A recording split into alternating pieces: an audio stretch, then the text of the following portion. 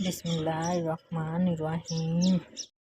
حضرت علی رضی اللہ تعالیٰ عنہ کسی کو اس کی ذات اور لباس کی وجہ سے حقیر نہ سمجھنا، کیونکہ تمہیں دینے والا اور اسے دینے والا ایک اللہ ہی ہے۔ وہ اسے عطا بھی کر سکتا ہے اور آپ سے لے بھی سکتا ہے۔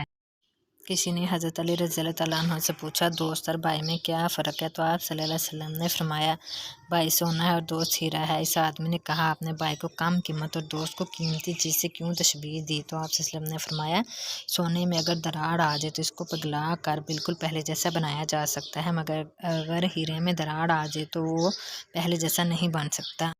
حضرت علی رضی اللہ تعالیٰ عنہ نے فرمایا، زندگی میں خود کو کبھی کسی انسان کا عادی مت بنانا، کیونکہ انسان بہت خود غرض ہے۔ جب آپ کو پسند کرتا ہے تو آپ کی برائی بھول جاتا ہے، اور جب آپ سے نفرت کرتا ہے تو آپ کی اچھائی بھول جاتا ہے۔ امیر المومنین علی ابن ابی طالب، کسی کا ظرف دیکھنا ہو تو اسے عزت دو، فطرت دیکھنی ہو تو اسے آزادی دو، نیت دیکھنی ہو تو اسے قرض دے دو، حسرت دیکھنی ہو تو اس کے ساتھ کھانا کھاؤ، صبر دیکھنا ہو تو اس پر تنقید کر کے دیکھ لو، خلوص دیکھنا ہو تو اس سے مشورہ کر لو۔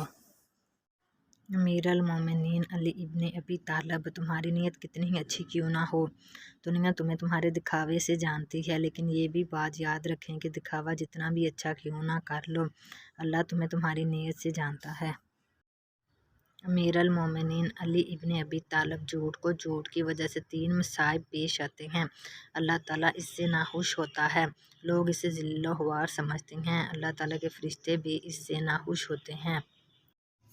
امیر المومنین علی ابن ابی طالب، جس کی امید میں اللہ کے ساتھ ہو وہ کبھی ناکام نہیں ہوتا، ناکام وہ ہوتا ہے جس کی امید میں دنیا والوں سے وابستہ ہو۔